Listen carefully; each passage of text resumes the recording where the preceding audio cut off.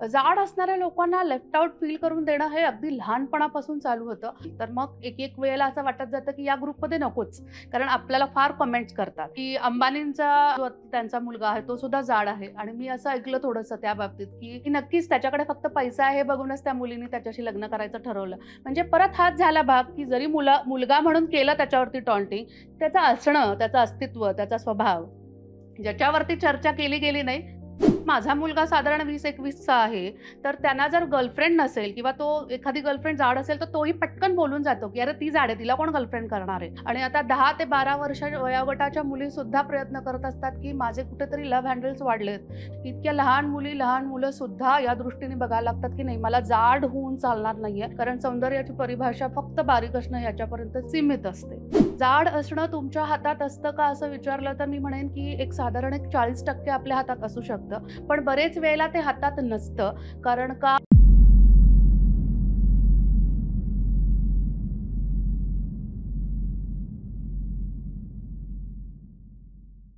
मी सौ मिनल सुजित ठिपसे, व्यवसायानं image consultant, corporate trainer आणि फूड स्टायलिस्ट हे माझं पॅशन आहे.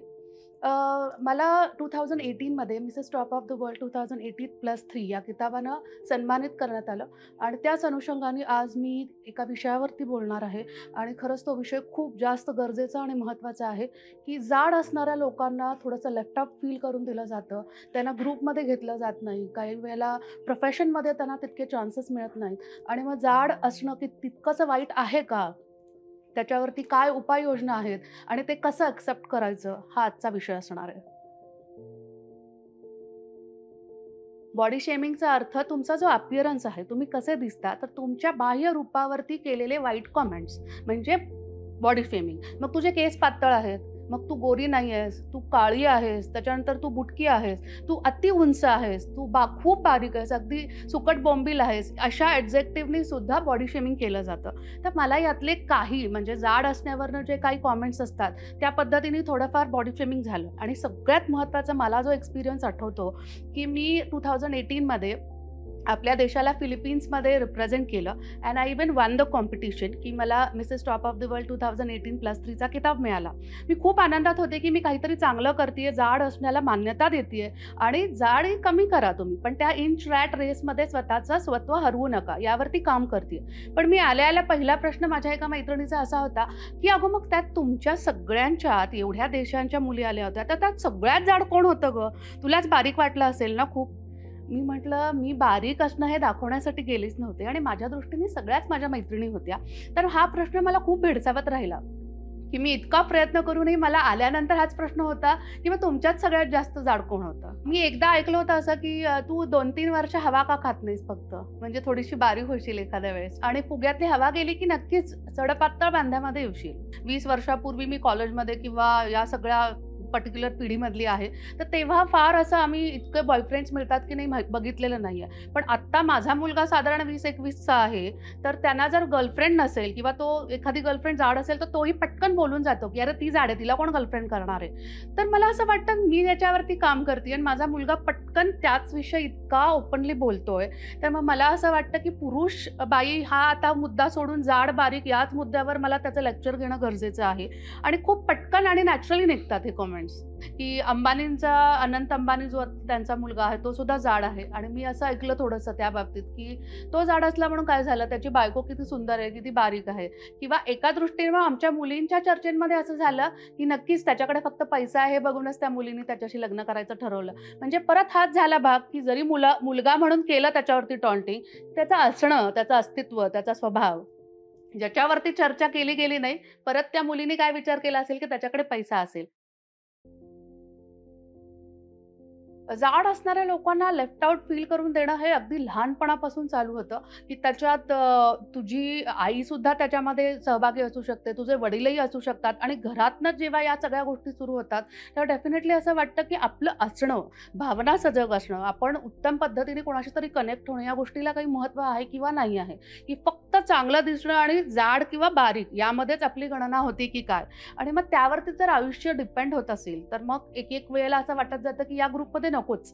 कारण आपल्याला फार कमेंट्स करतात. आणि एक त्याच्यात महत्त्वाची गोष्ट सांगू का, की कधी-कधी आपल्याला म्हटलं, "ए जाडे." किंवा खूप बारीक असल्यावर म्हटलं जातं आहे सुकट बोंबील. तर तो शब्द दरवेळेला असा आपल्याला लागतो असं नाही. पण त्याच्याशी रिलेटेड पूर्वी काहीतरी घडलेलं असतं, काहीतरी ट्रॉमा असतो आणि मग त्या सगळ्या भावना परत उफाळून येतात. त्याच्याशी आपण कनेक्ट व्हायला लागतो आणि परत कित्येक दिवस त्या गर्दीत आपल्या जातात, की नाही मला जगण्यात काही अर्थ नाहीये, माझ्या या कुणालाही उपयोग नाही, आय एम वर्थलेस. जाड असणं तुमच्या हातात असतं का असं विचारलं तर मी म्हणेन, की एक साधारण एक 40% आपल्या हातात असू शकतं. पण बरेच वेळेला ते हातात नसतं. कारण का जाड असणं हा इतका मोठा सगळ्यांनी टॅबू करून ठेवलेला आहे, की तुम्ही त्याचंच प्रेशर मनावर येऊन, स्ट्रेस मनावर येऊन पुरेशी झोप होण्यामुळे जाडी जास्त वाढू शकते. जर तुम्ही नॅचरली बघायला गेलत तर काही जणांचा बांधा हा स्थूलच असतो. हार्मोनल इम्बॅलन्स असतं. काही जणांना प्रेग्नन्सीनंतर त्यांचं वजन वाढल्यामुळे स्थूलता आलेली असते. तर याच्यात असं आपण नक्कीच म्हणू शकतो, की स्थूलता येण्याची कारणं 2 ठिकाणी वेगवेगळी असतात. लाईफस्टाईल चेंजेस केले तर वजन थोडंफार कमी होऊ शकतं. पण ज्यांचे पहिल्यापासूनच बांधा स्थूल आहे, तेव्हा दरवेळेला कितीही व्यायाम केला किंवा कितीही तुम्ही diet plan, crash plan plan केले, तरी त्यात फारसा बदल होत नाही. आणि आता 10 ते 12 वर्ष वयोगटाच्या मुलीसुद्धा प्रयत्न करत असतात, की माझे कुठेतरी लव्ह हँडल्स वाढलेत. मी कुठल्यातरी पद्धतीने जाड दिसतीये आणि हे कितपत योग्य आहे? की इतक्या लहान मुली, लहान मुलंसुद्धा या दृष्टीने बघायला लागतात, की नाही मला जाड होऊन चालणार नाहीये. कारण सौंदर्याची परिभाषा काही वेळेला फक्त बारीक असणं याच्यापर्यंत सीमित असते. आपल्या समाजात रूढार्थानं एक व्याख्या दिली गेली आहे, की स्त्रीने सुंदर असलं पाहिजे म्हणजे कशी असली पाहिजे ती? तिचे लांब सडक केस पाहिजेत, काळेभोर डोळे पाहिजेत, ती कमी बोलली पाहिजे, कमी व्यक्त असली पाहिजे आणि सगळ्यात महत्त्वाचं ती सडपातळ असली पाहिजे. मग याच पर्टिक्युलर व्याख्येला घेऊन लहान मुलीसुद्धा त्याच्याशी कंपेअर करत राहतात आणि स्वतःचं स्वत्व विसरून फक्त या पर्टिक्युलर डेफिनिशनबरोबर स्वतःचं आयुष्य कंपेअर करायला लागतं. तर त्याच्यात एक महत्त्वाचं आहे, की स्त्रियांना कोणत्या-कोणत्या प्रकाराने स्थूलत्व येतं किंवा स्थूलता येते आणि त्याची कारणं काय असू शकतात? तर त्याची कारणं अशी असू शकतात, की हार्मोनल चेंजेस तर असतातच असतात. प्रत्येक स्त्रीला एक साधारण 16 वर्षानंतर प्रचंड हार्मोनल चेंजेस असतात. आत्ताचं बघितलं तर साधारण 7व्या-8व्या वर्षीच मुलींना पिरियड्स येतात. त्यामुळे डेफिनेटली त्यांचे हार्मोनल चेंजेस आणि लेव्हल्स खूपच वेगळ्या झालेल्या आहेत. त्यामुळे जाड होणं, खूप अतिबारीक होणं तर याच्यामुळे स्ट्रेस लेव्हल्स खूप जास्त असतात आणि अँक्झायटी येते, डिप्रेशनमध्ये जातात मुली आणि डिप्रेशनचा दुसरा एक महत्त्वाचा मुद्दा आहे, की तुम्ही जेवढे जास्त डिप्रेशन, अँक्झायटी आणि पुरेशी झोप घेणार नाहीत, तेवढा परिणाम तुमच्या शरीरावर होत असतो. तेवढा उलटं जास्त होतं, की तुम्ही आणखीन जाड होण्याकडे झुकता. दुसरं आहे, की आपण वजन कमी करण्यासाठी मुली खूप प्रयत्न करायला जातात. जवळ-जवळ 2.5 तास वगैरे त्या व्यायाम करायला जातात आणि मग त्यात त्यांचं हिमोग्लोबिन लेव्हल्स कमी होतात. म्हणजे पूर्ण परिणाम सगळा तुमच्या बॉडीवर होतोच, तब्येतीवरही त्याचा परिणाम होतो. कारण एक महत्त्वाचं बघितलं पाहिजे, की बायका फिट असणं आणि जाड असणं यात थोडासा फरक आहे. कारण कितीतरी वेळेला फिट असलेली लोकं किंवा अतिशय विनीत व्यायाम करणारी लोकंसुद्धा खूप प्रचंड व्याधींनी ग्रस्त होतात. पण जाड असणारी लोकं सुखाने खात असतात, पीत असतात, त्यांचं आयुष्य मस्त चाललेलं असतं. तर आपल्याला ती एक जी रेष आहे ना, की तब्येत चांगली असणं आणि उगाचच ओबेसिटीच्या पॅटर्नमध्ये आपण कुठे खेळतो हे बघणं, ह्यातला थोडासा जो अंतर आहे, हे आपल्याला कमी करता आलं पाहिजे. जेव्हा एखादा असा समोर प्रश्न येतो, की लेफ्ट आउट जी फील करतात, तर त्यांनी काय-काय केलं पाहिजे, ज्या चुका केल्या नाही पाहिजेत आणि आयुष्यात काय बदल केले पाहिजेत. तर ह्या 3 लेव्हलला हे बदल होऊ शकतात, की पहिली एक महत्त्वाची गोष्ट अशी आहे, की माणसाला कुठलाही जगण्यासाठी आत्मविश्वास अतिशय गरजेचा असतो. तर जगण्यासाठी आत्मविश्वास जो इतका महत्त्वाचा असतो, त्याचंच खच्चीकरण या सगळ्या बाजूंनी केलं जातं, की तू जाड आहेस, तू वर्थलेस आहेस, तुझा काहीच उपयोग नाहीये. तर हे करण्याचं कमी करायचं जर असेल आपल्याला, तर 3 गोष्टींवरती करायला लागतं. पहिलं म्हणजे मेंटली एक्सेप्ट करा, की माझी बॉडी अशी आहे. देवानं मला जे दिलंय माझ्यात कुठलंही व्यंग नाही. माझी व्यवस्थित बॉडी आहे. फक्त मी जाड आहे, पण मी उत्तम आहे. माणूस म्हणून मी चांगलं स्वतःला सिद्ध करणार आहे आणि हे आधी एक्सेप्ट करायला शिका, की तुमची बॉडी तुमच्यासाठी महत्त्वाची आहे आणि त्याला रिस्पेक्ट करायला शिका. दुसरा एक गोष्ट असतं तुमच्याकडे चांगलं काय ह्याचा विचार करायला शिकलं पाहिजे. बरेचदा असं होतं, की हे लोकं लेफ्ट आउट झाल्यानंतर त्यांना इतकं एकटेपण येतं, इतकं डिप्रेशन येतं, की त्यात आपल्याकडे काय चांगलं आहे, की म्हणजे ते सोडून आपल्याकडे दुसऱ्यांशी कनेक्ट व्हायची काही गोष्ट आहे का? उत्तम गाता येतं का? उत्तम बोलता येतं किंवा मुलांना इंटरव्ह्यू स्किल्स देण्यासाठी चांगली गोष्ट असेल, इंटरपर्सनल स्किल्समध्ये ती लोकं चांगली असतील. दुसऱ्या कोणत्याही गोष्टी जाड सोडून किती गोष्टी आहेत, की करण्यासारख्या आहेत, त्याच्यावरती लक्ष द्यायला यायला पाहिजे. दुसरी एक गोष्ट येते त्याच्यामध्ये म्हणजे अपीअरन्स. जसं मी मगाशी म्हटलं, की बॉडी शेमिंग हे फक्त जाड असण्यावरनं नसतं, तर तुमचं बाह्य रूप काय आहे? अपीअरन्समध्ये फरक करण्यासाठी आपल्याला सगळ्यात महत्त्वाचं आहे क्लोथिंग. की तुम्ही जे कपडे घालता ते साधारण तुमच्या शरीरयष्टीला शोभेसे आहेत का? जसं आपण मेंटली बघितलं, तसं आता थोडंसं शारीरिक बघूया, की तुम्हाला या जगात राहायचं आहे. मानाने राहायचंय, ग्रेसफुली वावरायचंय. तुम्ही जाड आहात, पण मग आता तुम्ही काय-काय करू शकता याच्यावरती फोकस करायचं. तर तुम्हाला काही रंग जास्त चांगले दिसतात, खुलून दिसतात. प्रत्येक व्यक्तिमत्व वेगळं आहे ना. जाड असणाऱ्यात पण वेगवेगळे प्रकार आहेत.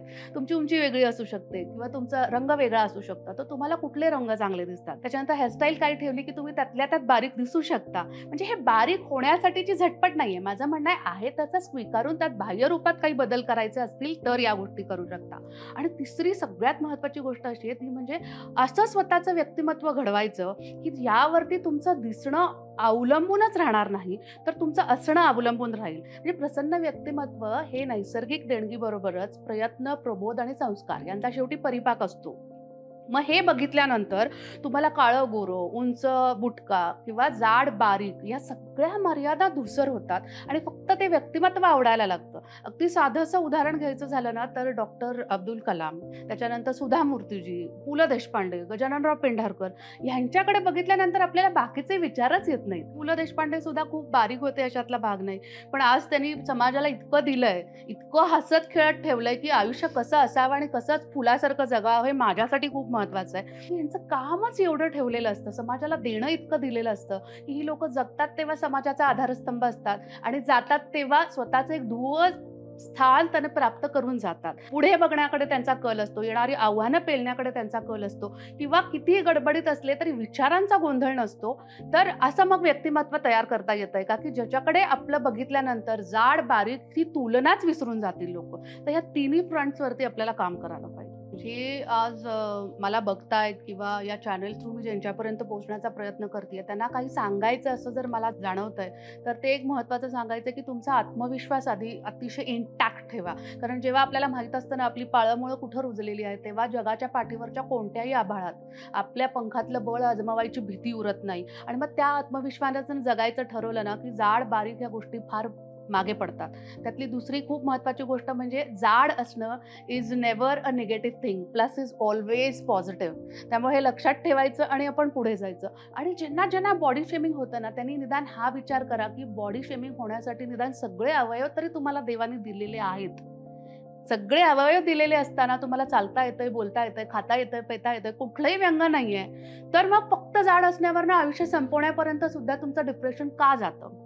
आई-वडील जरी बोलले, तर तुमच्या चांगल्यासाठी बोलतात. कित्येक वेळेला असं होतं, की आईने तो प्रवास केलेला असतो, की मी जाड झाली आहे, मला खूप जण बोललेत, मला लग्नाला प्रॉब्लेम आलाय. म्हणून काही वेळेला मुलीला सल्ले दिले जातात. अनसॉलिसिटेड ॲडवाईस पण दिले जातात. या लोकांना ओळखायला शिका, की जे फक्त आपली ओढतायत किंवा खेचतायत. त्यांच्याशी कायम फर्म राहायचं, की पुढच्या वेळेला त्यांनी आपल्याशी या शब्दात, या वाक्यात बोलता कामा नये. आणि जी लोकं खरंच आपली काळजी करतात, कधीतरी एकांतात समजवण्याचा प्रयत्न करतात, की तू हे का करून बघत नाहीस? त्यांना समजून घेण्याचा प्रयत्न करा. ते तुमच्यासाठी काहीतरी चांगलं करतायत. तर लोकांच्यातला हा दुसरे 2 वेगवेगळ्या पद्धतीची लोकं आहेत, ही बघायला आणि ओळखायला शिकलं पाहिजे. आणि आयुष्यात सक्सेसफुल व्हायचं असेल तर जाड आणि बारीक याच्यावर उठायला शिका.